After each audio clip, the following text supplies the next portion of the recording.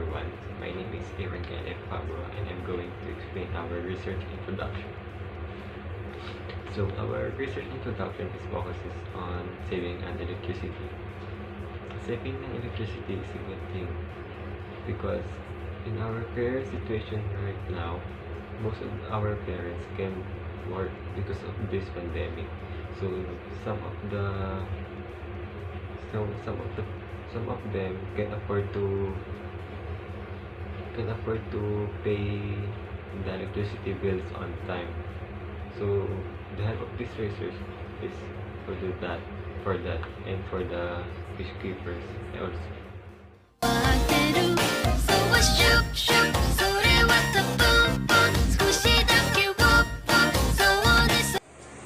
My name is Catherine Alonamichi Mariano from Stanford.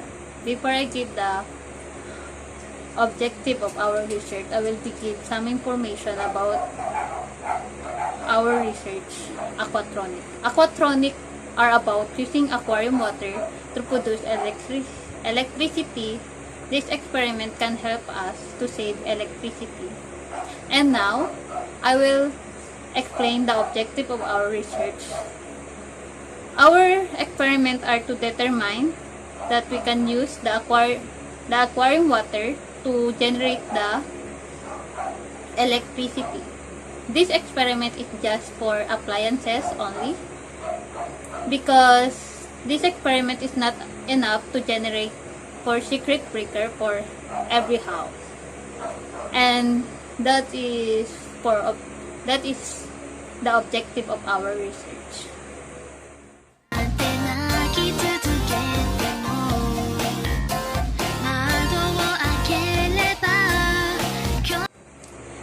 The statement of the problem of our research.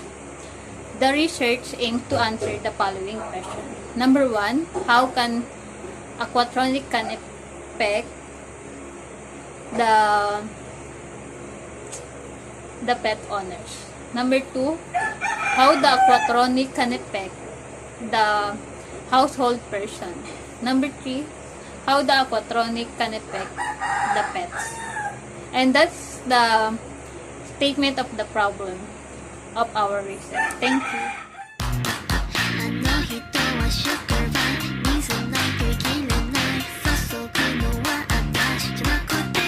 Research. The term household person is used to mean as the person who lives in the house as member of family. In this research, the term saltwater aquarium is used to mean as a container like a glass with a salt water. In this research, the term fish keeper is used to mean as a person who cared the fish. In this research, the term effectiveness electricity is used to mean as to affect the interaction of electrons.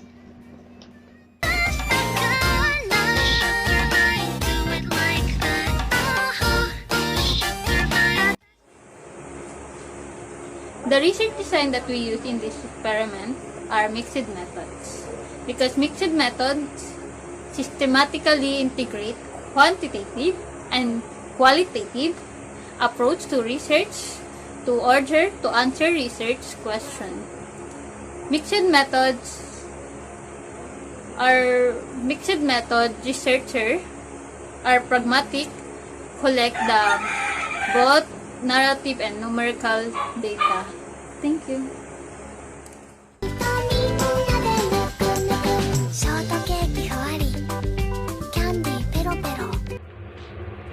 And last, I'm going to explain our research sampling. Our research sampling is we choose purposive sampling. We choose it because it's easier for us to interview or to ask the person who has a fish at their home. So it's easy for them to answer some of our questions.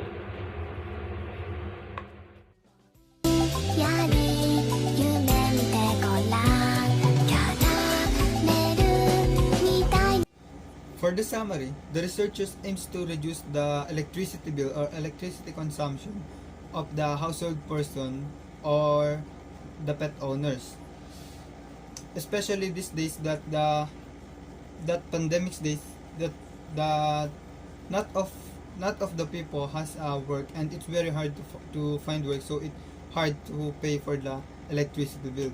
The researchers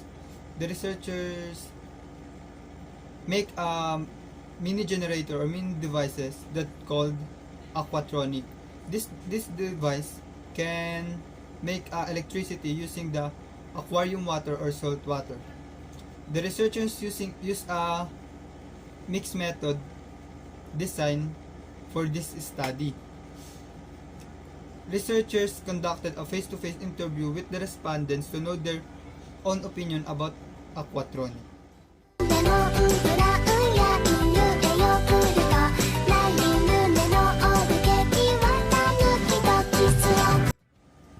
For the conclusion, the researchers investigated how we can save electricity using the aquarium water or the salt water. Based on the three respondents that we the researchers interviewed, some says that Aquatronic have a huge benefit for them, especially this time of pandemic days that all of us is very busy in finding works. They say it can help them because it can lessen their electricity bill, and it can also clean their own aquarium without any hassle. People in our country must be aware of the aquatronics so they have knowledge on how they can lessen their electricity bill. At the same time, they can enjoy their pets, and also for them to get familiar about the benefits of aquatronic.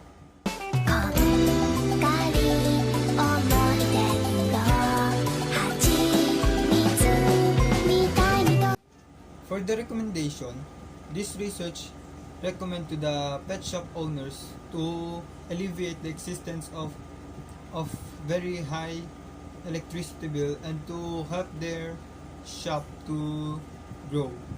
It also recommend to the fish keepers to support the electricity needs of their fish. Through this, aquatronic can be used as a source of electricity. It also recommend to the future researchers to further enhance the study. Thank you.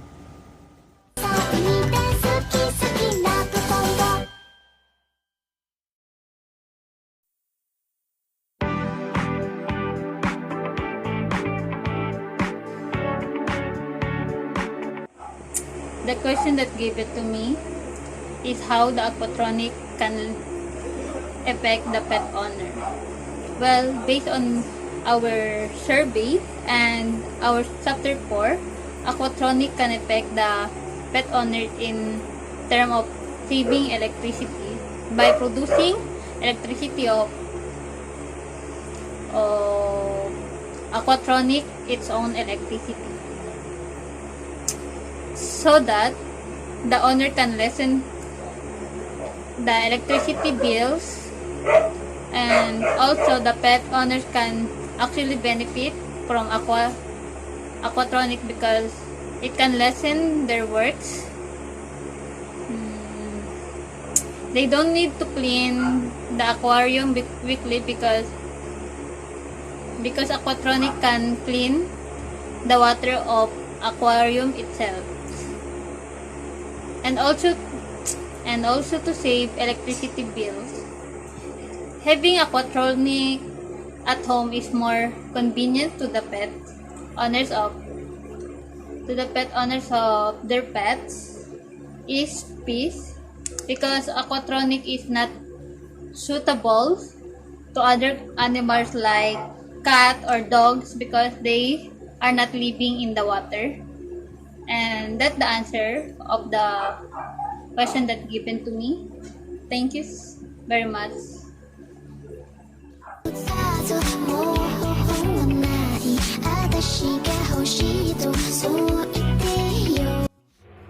So this is a question that I received from our leader. How the aquatronic can affect the pets? The aquatronic can affect the pets by providing a oxygen to to the pet. Providing an oxygen to the pet is can prolong the life of the pet as long as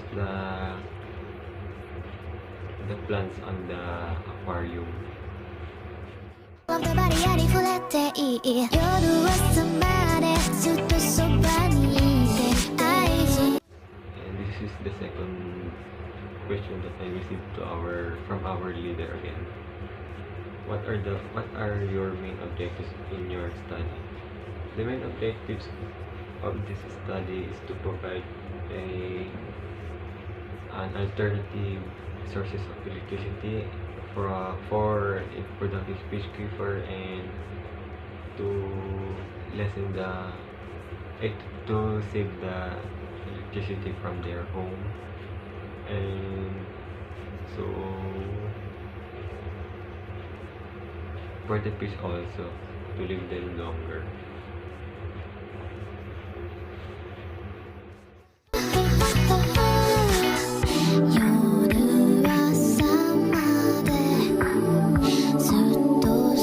And limitation. The experimentation is focused on generating electricity using aquarium water.